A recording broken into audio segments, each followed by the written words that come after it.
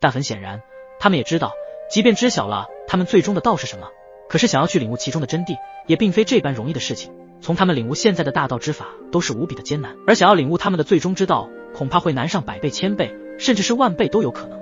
我说的话，你们应该也明白了其中的意思。想要冲击迈向无上，你们必须要彻底的领悟传承的最终之道。当然，想要领悟这样的一个无上道法的真谛，你们首先要做的，必须要将自己所修的神物全部集齐于一身，并且还要将这些神物的真正力量全部激活。只有那样，你们才有机会去触及无上道法的真谛门槛。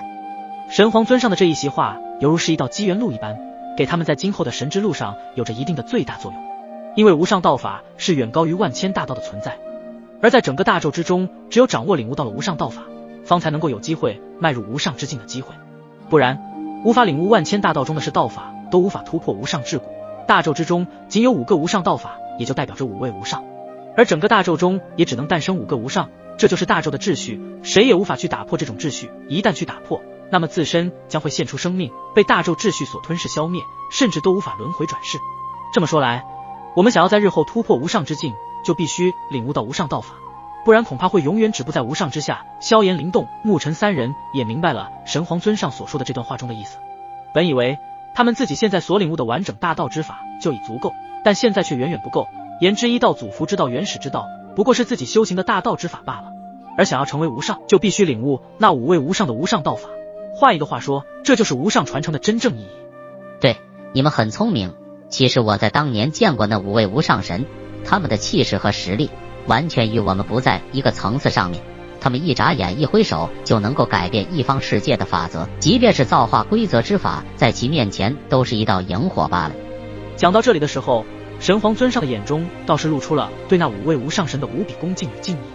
能够让神皇尊上这等9大界的最强战力天花板的存在感到无比敬畏的事情并不多，而他唯一敬畏的也就那5位无上神。如果把神皇尊上比作成9大界中的最强战力天花板，那么那5位无上神便是大宙中的最强天花板，可想而知后者们的含金量是多么之高。5位无上神是所有大宙中无数万物神灵都要恭敬膜拜的传说存在。当年如果不是这5位无上神，就没有如今的大宙，没有神界域，也没有9大界，或许早在千万年前就彻底的毁灭在那些暗黑恶魔的手中，无数神灵涂炭，没有任何的生还可能。本来这便是天古纪元时期即将要发生的惨烈绝望之事，然而就是5位无上神的出手，才将大宙从那些暗黑恶魔的魔手中拯救了出来。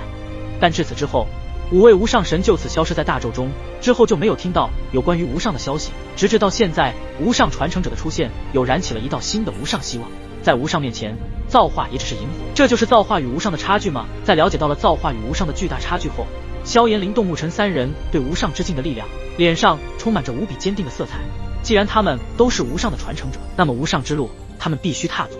无上现在是他们的追逐目标，虽然现在还只是大道实力，但他们总有一天能够站在大宙的顶点，成为新传说的无上主神。而我把你们留在皇国修炼，让你们提升实力是其一，还有就是将你们保护起来。随着你们的实力愈加的提升，其实那些暗黑魔物早就注意到你们了，甚至都已经要对你们出手。此话一出，萧炎、灵动、沐尘以及花仙子云韵和丹神塔一众人都纷纷脸色一变，被那些暗黑魔物盯上。可是怎么我们一点感应都没有？萧炎、灵动、沐尘感到很诧异，他们现在的实力与感知都远超常人，但为何没有一点被监窥视的感觉？这是你们还不了解那些暗黑魔物的可怕之处。他们除了能够无限复活之外，还有一个让你们大到主神实力的大能者感到头疼的技能，那就是他们可以将自己的暗黑魔气转变，从而释放出与我们神灵身上的同等气息，以至于我们根本发现不了他们本身是暗黑魔物的身份。什么？那些暗黑魔物还能够将自己的魔气转变成与我们一样的气息，这让众人们纷纷感到震惊。没想到暗黑魔物还有这一项恐怖的技能，就相当于有个站在你旁边的某个陌生强者，都是有可能会是暗黑魔物所化，同时再对他们进行瞬间的绝杀，这是连反抗都无法反抗的可怕技能啊！灵动则是追问道：那些暗黑魔物出来监视我们的都是什么级别？圣魔尊。在听到这3个字的时候，也着实让萧炎他们有些吃惊，没想到对方竟然已经派出圣魔尊级别的魔物出来监视他们了。他们对暗黑魔物的级别有所了解，分别是全魔魔尊、圣魔尊、魔神，而全魔和魔尊分别是天位神和半道神，圣魔尊和魔神乃是大道之境和造化之境的实力。然而对方早已经派出了圣魔尊级别的魔物出来监视着他们，萧炎、林动、沐尘三人还没有任何的发现一丝异样。而且圣魔尊之中实力最强的至少都是堪比大道极限主神的实力，一旦被锁定目标，以萧炎、林动、沐尘现在的修为，恐怕难以抵挡。那他们为什么当时不对我们出手？那可是圣魔尊级别，实力不容小觑。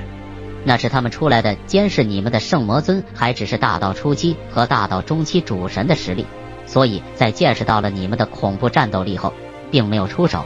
而是回去汇报情况，要求派出实力堪比大道巅峰和大道极限主神实力的圣魔尊亲自出来，到时候你们就有些危险了。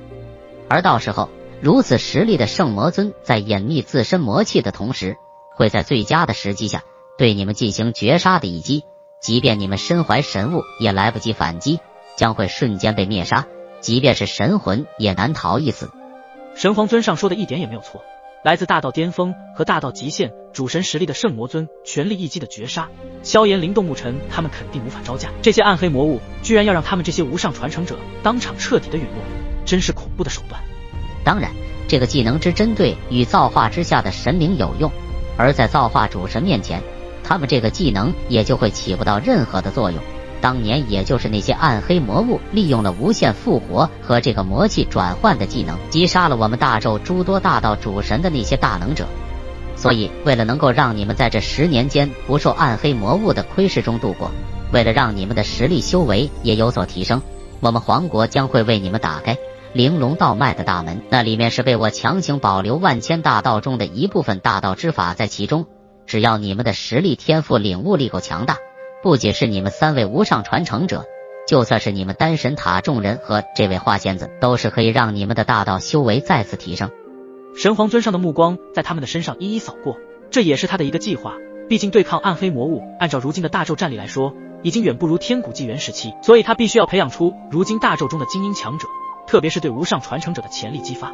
众人闻言，特别是丹神塔的内塔之主和10大神长老，他们的脸上倒是浮现出难以掩饰的激动之色。他们这是终于可以领悟自身完整的大道，完成突破大道之境的桎梏，解决了他们这些止步于半道神之境很久很久的问题。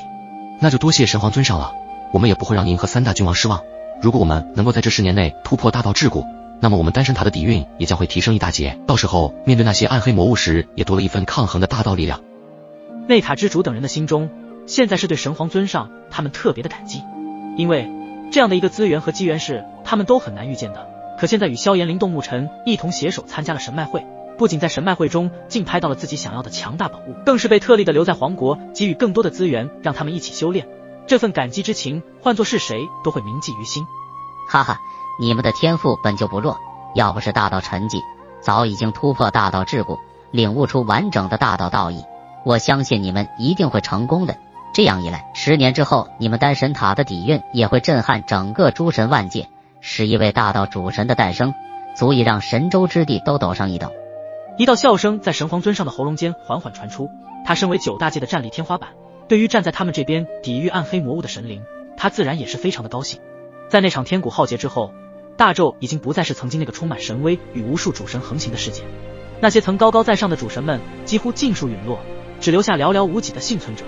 在这样一个主神稀少的时代，根本不足以抗衡那些暗黑魔物。如果让他们突破大道桎梏，那么日后对抗暗黑魔物的战斗力也会提升一些。旋即，神皇尊上凝视着花仙子云韵，目光中宛如蒙上了一层哀伤的色彩。他的话语轻柔，却带着一股不容置疑的威严。你的花仙之道是否还难以掌握？神皇尊上的声音在空旷的空间中回荡，仿佛想要从花仙子那里得到一个肯定的答案。花仙子云韵闻言，纤细的身躯微微一震，她的心中掀起了惊涛骇浪。对方怎么连自己无法掌握花仙之道的事情都知道得那么清楚？难道这就是一位造化极限主神的恐怖吗？但是虽说很震惊，但神皇尊上说的没有错，自从自己成为了花仙子之后，领悟了花仙之道，但是他的花仙之道确实深邃难懂，如同一片未曾有人涉足的神秘领域。固然以自身的花仙血脉激活了花仙之道，不过花仙之道的真面目却是连云韵目前都无法完全看清。